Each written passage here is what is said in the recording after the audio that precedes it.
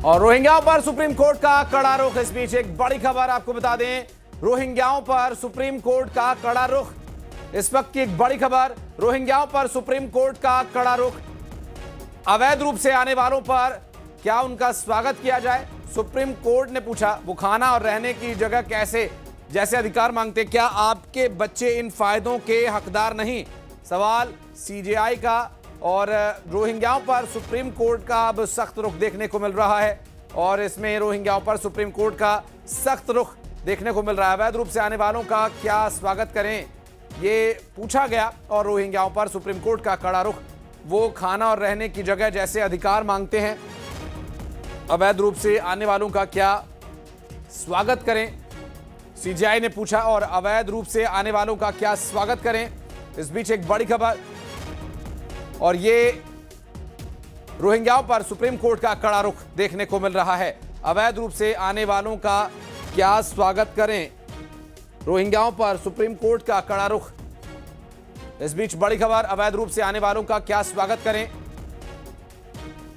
इस पर मिल रही जानकारी के अनुसार सुप्रीम कोर्ट ने पूछा, सुरंगों के रास्ते अवैध रूप से आते हैं रोहिंग्या और वो खाना और रहने की जगह जैसे अधिकार मांगते हैं, गरीब बच्चों का हक मारते हैं रोहिंग्या, कहना है इस पूरे मामले में सुप्रीम कोर्ट का। आपको बता दें कि रोहिंग्याओं के मामले पर सुप्रीम कोर्ट में सुनवाई के दौरान एक गंभीर टिप्पणी ये की गई है कि क्या हम अवैध रूप से आने वालों यानी रोहिंग्याओं का स्वागत करें? सुरंगों के रास्ते अवैध रूप से ये भारत में प्रवेश करते हैं और वो खाना और रहने की जगह जैसे अधिकार मांगते हैं, गरीब बच्चों का हक मारते हैं।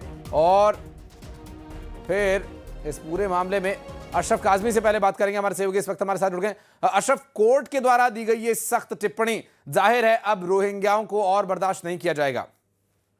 हाँ बिल्कुल आशीष, देखिए जिस तरह से आज कोर्ट ने अपना रुख इख्तियार किया है और तल्ख टिप्पणी की है, तो उसके बाद तो अब रोहिंग्या को यहाँ पर जो राजनीतिक रूप से उस पर षड्यंत्र मिलता था या राजनीति की जाती थी अलग अलग दलों से, तो शायद अब वो उस पर विराम लग जाएगा। क्योंकि यहाँ आप देख सकते हैं कि लगातार जो सरकार है वो रोहिंग्याओं को लेकर और खासकर बांग्लादेशी हैं उनको घुसपैठियों को बाहर निकालने का एक मुहिम चला रही है। लेकिन कई बार राजनीतिक दल जो हैं अपने फायदे के लिए इस पर राजनीति करते हैं। लेकिन आज जिस तरह से कोर्ट ने टिप्पणी की है तो उससे लगता है यही अब ये राजनीति पर विराम लगेगा और रोहिंग्याओं को देश से बाहर निकालने का जो रास्ता है वो साफ होगा और उसमें सभी लोग दलगत राजनीति से ऊपर उठकर देश की सुरक्षा के लिए, देश के लिए साथ आएंगे और एक अच्छी माहौल बन जाएगा, सुरक्षा का माहौल मिलेगा। तो ये एक बड़ी टिप्पणी है सरकार के लिए भी और राजनीतिक दलों के लिए भी कोर्ट की। तो उम्मीद की जाती है कि अब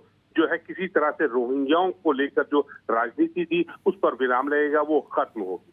जी, कोर्ट के द्वारा की गई ये टिप्पणी साफ जाहिर करती है कि अवैध रूप से रोहिंग्या जब आते हैं तो सुरंगों का जिक्र हुआ है, क्या उन सुरंगों को भी आइडेंटिफाई किया जाएगा? साथ ही गरीबों का हक मारने की जो बात कही गई है कोर्ट के द्वारा कि वो गरीबों का हक मारते हैं और रहने और खाने जैसे फिर वो अधिकार मांगते हैं, कुछ मदद मांगते हैं, तो ये क्या ये सारी बातें कोर्ट में दर्ज हैं पहले से ही, उसके बावजूद इस पर कार्रवाई नहीं हो पा रही ठीक तरीके से? बिल्कुल, देखिए ये सब चीजें तो पहले से सभी के संज्ञान में है, लेकिन जैसे मैं कह रहा था कि इस पर राजनीति होती है तो उसी राजनीति की तरफ ही कोर्ट का साफ इशारा है। क्योंकि देखिए जब यहाँ कोई शरण लेता है, कोई भी देशी नागरिक हो या विदेशी नागरिक हो या कोई शरण लेता है यहाँ पर, तो उसको खाने के लिए भी तो जरूरत चाहिए, उसको रोजगार भी चाहिए। जो सरकार की योजनाएं होती हैं। शुक्रिया आपका अशरफ।